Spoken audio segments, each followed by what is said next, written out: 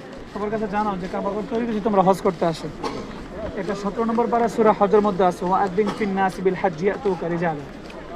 তো ইব্রাহিম নবীকে যখন এই কথা বলছে যে আমি কোথায় যাব, কোথায় থেকে এলান করবো, পরে বলছি যে পাহাড়ে যাব। এই পাহাড় থেকে এই আয়াত পড়বে, ওয়া'আযযিন ফিন-নাস, মানে মানুষের কাছে হজের কথা বলবে, তোমরা বাইতুল্লাহর ঘর জিয়ারতে আসো।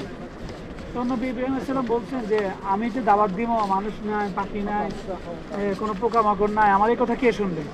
তখন আল্লাহ নবী ইব্রাহিমকে বলছেন যে তোমার কাজ হচ্ছে বলা, আর মানুষের কাছে পৌঁছে দেওয়ার দায়িত্ব হলো আমার। তখন ইব্রাহিম নবী এই পাহাড় থেকে এই হজের এলান করছেন। এলান করার পর পৃথিবীর যত প্রাণী তখন ছিল এবং রহু জগতের পর্যন্ত এই তার আওয়াজটা পৌঁছায় দিচ্ছে সবার কাছে। এবং পৃথিবীর যে প্রান্ত থেকে এবং রূহ জগৎ থেকে যে যতবার লাব্বাইক বলতে পেরেছে, সে ততবার এই মক্কা শরীফ তথা এই কাবা ঘরে আসতে পেরেছে। তার মানে ওই সময় আমরা কেউ জীবিত ছিলাম না, রূহ জগতে ছিলাম। রূহ জগতে থেকে অন্তত আপনারা যারা একবার আসছেন আর যারা দুইবার আসছেন, আমার নানা অন্তত দুইবার লাব্বাইক বলছে। হ্যাঁ, অতবার সে আসতে পেরেছে, দুইবার বলছে। হ্যাঁ যে যতবার হুজুর আমি যে হবে না, আগে বলছি কিনা বুঝবো, একবার তো বলছি এটা বুঝতেছি। এই যে মানে আমরা পৃথিবীতে আসার আগে কথা নেই। হ্যাঁ, ওই যে সামনে দেখেন একটা হলুদ বিল্ডিং দেখা যায়, দেখেছেন? এই যে বরাবর পাহাড়ের নিচে, এই হলো আল্লাহ রাসূলের জন্মস্থান। এখানে জন্ম, এটা ছিল তার বাড়ি। আর এখানে যে লম্বা একটা বিল্ডিং দেখা যায় তার বাম পাশে, এটা হচ্ছে আবু জাহেলের বাড়ি। এই যে বাড়ি যায়, এই যে ওই যে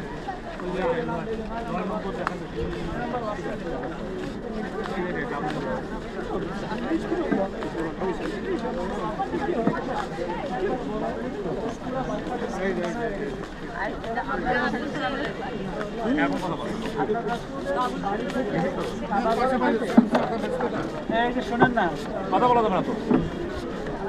বাড়ি থেকে আবু জাহেলের বাড়ির উপর কাবা ঘরে যাওয়া হবে। আচ্ছা, কেমন দিয়ে? এই জন্য 5 টাকা নিতে তার জন্য সহজে